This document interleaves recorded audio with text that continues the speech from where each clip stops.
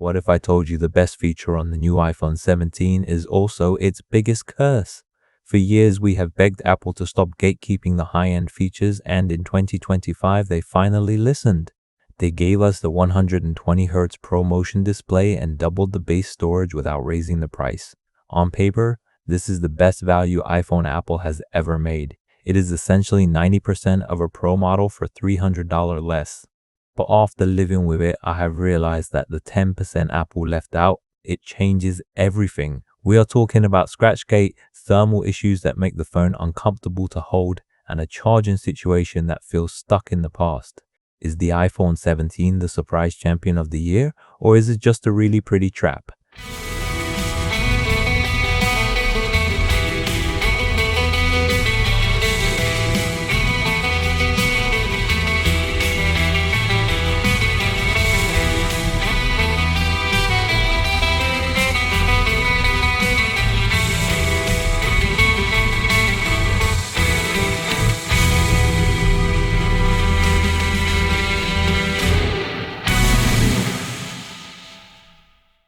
Let us start with the win because it is a big one. For the first time ever, the base iPhone does not feel like an entry-level device when you touch the screen.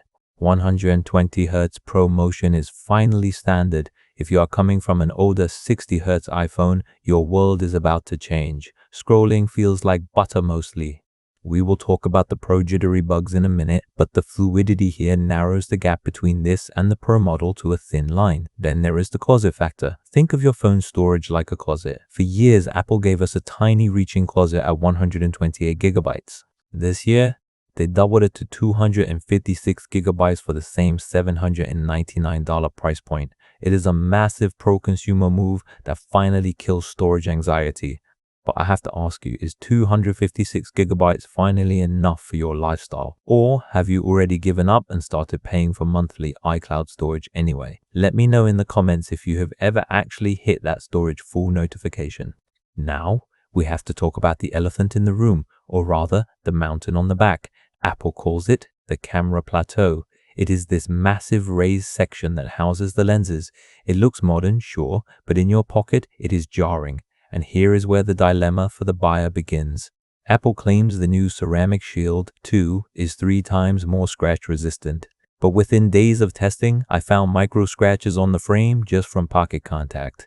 People are already calling it Scratchgate 2025. The aluminum frame is a total scratch magnet. It is like buying a luxury sports car that gets a door ding if you just look at it wrong. Honestly, are you team no case, or does the thought of a naked aluminum phone give you anxiety? I am genuinely curious who is brave enough to run this phone without protection. Under the hood, we have the A19 chip. It is a beast. In raw power, it smokes the competition. But remember what I said about the 10% Apple left out? The Pro models have advanced vapor chamber cooling. This base model, it does not. Think of the A19 like a massive V12 engine shoved into a tiny car with no radiator. It is incredibly fast for the first 10 minutes, but then the heat kicks in. The phone gets uncomfortably hot during gaming or heavy multitasking, and then the software throttles your speed to save itself. You are paying for a supercar, but you are being forced to drive it in a school zone once it warms up. Also, we are looking at 8GB of random access memory here. The Pros have 12GB.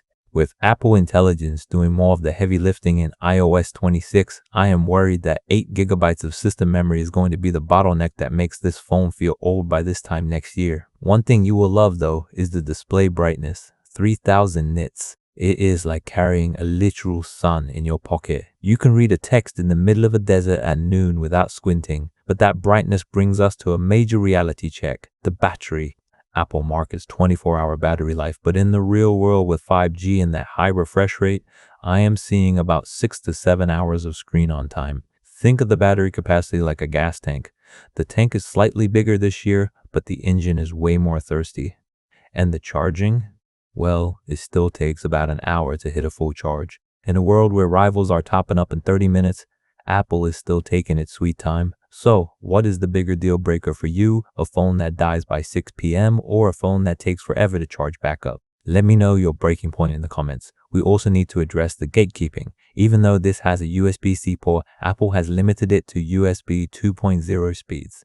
If you are trying to move those massive 48 megapixel photos or 4K videos to your computer via a cable, it is painfully slow. It is 2025.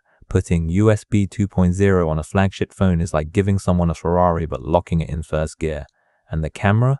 The new 18 megapixel selfie camera is great for video calls, but on the back, you are still missing a telephoto lens.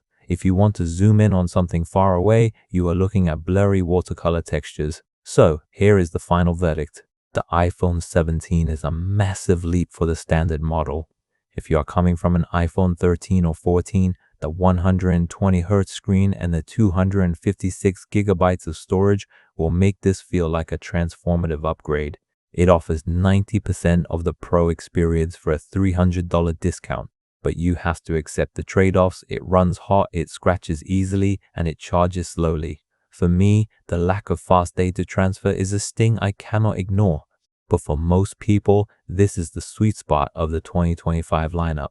But I want to hear from you. Is the addition of ProMotion enough to make you skip the Pro model this year, or are those thermal issues and slow charging a total no-go for you? What is the one compromise you absolutely refuse to make on a phone? Drop a comment below and let us talk about it.